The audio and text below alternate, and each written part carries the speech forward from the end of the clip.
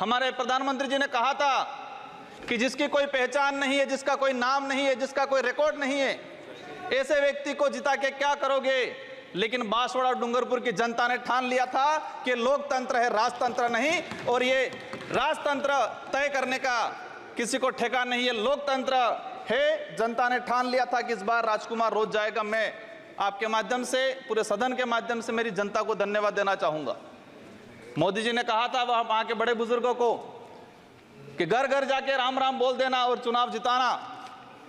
वहां के बड़े बुजुर्गों ने ठान लिया और कह दिया था, और मेरे माध्यम से और आपके माध्यम से संदेश पहुंचाया है उन तक। मुझे कहा था मोदी जी को कह देना कि देश के आदिवासियों को उजाड़ने का काम पिछले 10 सालों में हुआ है।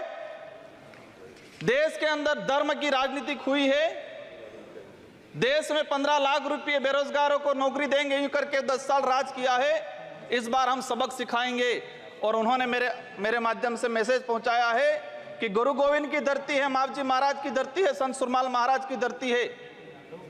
मानगढ़ दाप में 1500 आदिवासी शहीद हुए थे। मोदी जी 2 बार आए, लेकिन मानगढ़ के लिए, आदिवासी समुदाय के लिए एक शब्द नहीं बोल के गए, कुछ नहीं करके गए। तो उन्होंने मैसेज पहुंचाया है कि आदिवासी समुदाय जाग गया है और अब वो आदिवासी समुदाय नहीं रहा जो बहकावे में आ जाएगा और वोट दे देगा। माननीय सभापति महोदय, जो वर्तमान स्थिति बनी है बजट के अंदर, मैंने देखा धातुओं का खनन को लेकर उद्योगपतियों को टैक्स में छूट दी गई। लेकिन ये खनन कहाँ हो रहा है? धरती पे हो रहा है, हमारे देश में हो रहा है, पहाड़ों में हो रहा है, जंगलों में हो रहा है, और वहां पर जीव जंतु रहता है और आदिवासी समुदाय भी रहता है। लेकिन आदिवासियों के समय के आदिवासियों के लिए क्या प्रावधान किया गया? आदिवासी इलाके के अंदर देखा जाए, आदिवासी समुदाय बैठा हुआ है, उसको जमीन का पट्टा नहीं मिला हुआ आज तक, आजादी से पहले से बैठा हुआ है, लेकिन वो जमीन की बात करेगा। सभापति महोदय, यहाँ पर सत्ता को लेके होड़ मची रहती है, सत्ता पाने को लेके बोला जाता है। मैं जो कहना चाह रहा हूं, हमें सत्ता नहीं चाहिए, हमें हमारा अस्तित्व बचाना है, हमारा स्वाभिमान बचाना है, हमारा जल जंगल जमीन बचाना है।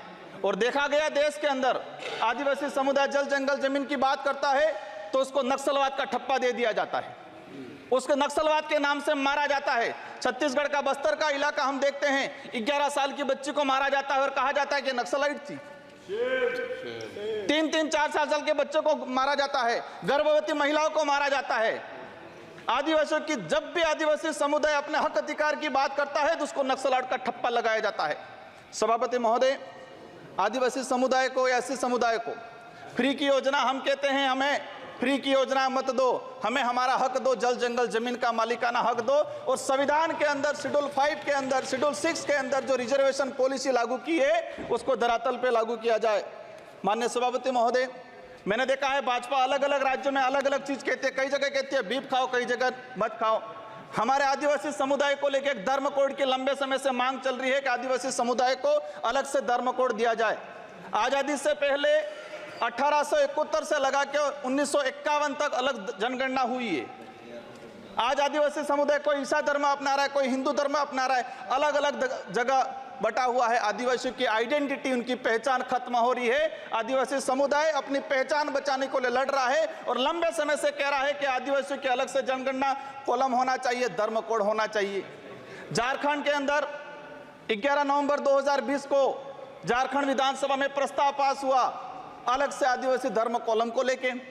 वहां विपक्ष में भाजपा थी और भाजपा ने समर्थन दिया और कहा कि आदिवासी समुदाय धर्म व्यवस्थाओं में, भले हिंदू हो ईसाई, उसमें नहीं आता है, आदिवासियों की अलग परंपरा रीति रिवाज है, उनको धर्म कोड जारी किया जाए।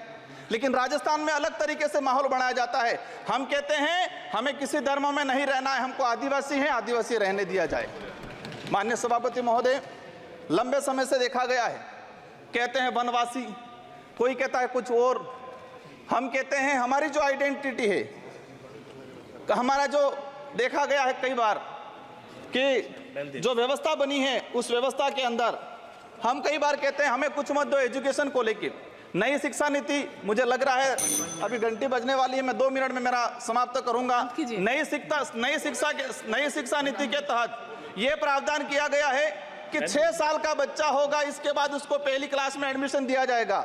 माननीय सभापति महोदय, मैं कहना चाह रहा हूं, ये निजीकरण को बढ़ावा देने का तरीका है ताकि प्राइवेट संस्थाएं खत्म हो, सरकारी संस्थाएं खत्म हो, प्राइवेटकरण हो, ये कहा गया है। मैं अंत में एक ही चीज कहना चाहूंगा, मेरी लोग माननीय सदस्य